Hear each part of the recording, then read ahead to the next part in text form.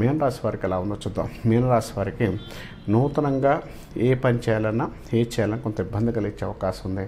Up and downs ఉండే అవకాశం ఉంటారు. వృత్తిపరంగా చిన్న చిన్న డిస్టర్బెన్స్ ఎక్కువ ఉండే అవకాశం కలిగి ఉంటారు.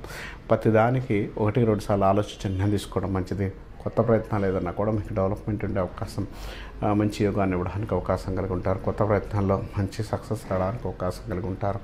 డెసిషన్ వైడ్గా మీ యొక్క ఆలోచన ముందుకెళ్ళడానికి అవకాశం కలిగి ఉంటారు. నూతన ప్రయత్నాలు చేసేటప్పుడు ప్రశాంతంగా నిర్ణయం తీసుకొని ముందుకెళ్ళగలిగితే చాలా మంచిది, చాలా అనుకూలంగా ఉండే అవకాశం కలిగి ఉంటారని చెప్పొచ్చు. డెసిషన్ వైడ్గా నిర్ణయాల విషయంలో మాత్రం 1-2 సార్లు ఆలోచించి నిర్ణయం తీసుకోవడం చాలా మంచిది, చాలా అనుకూలంగా ఉండే అవకాశం కలిగి ఉంటారు.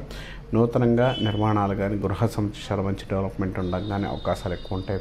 ప్రయత్నాలు ఏదైనా చేసేటప్పుడు 1-2 సార్లు కూడా ఆలోచించుకొని నిర్ణయం తీసుకోవడం చాలా పాజిటివ్గా ఉండే అవకాశం కలిగి ఉంటారు. వ్యక్తిగతమైన ఆరోపణలు, వ్యక్తిగత విషయాల్లో కొంత ఇబ్బంది కలిగే అవకాశం ఉంది.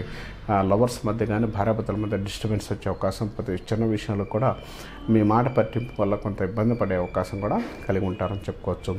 ఏం చేసినా కూడా ఈ వారంలో కొంత నెగిటివ్ ఫలితాలు అయితే మీకు మూట కట్టే అవకాశం, మాట పడే అవకాశం కొంత ఎక్కువ కనపడుతుంది.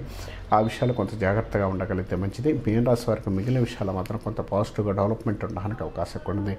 గణపతి హోమం కానీ, గణపతి కానీ ప్రార్థన చేసుకోవడం వల్ల నెగిటివ్ ఫలితాలు తగ్గడానికి అవకాశం ఉంటుందని చెప్పుకోవచ్చు.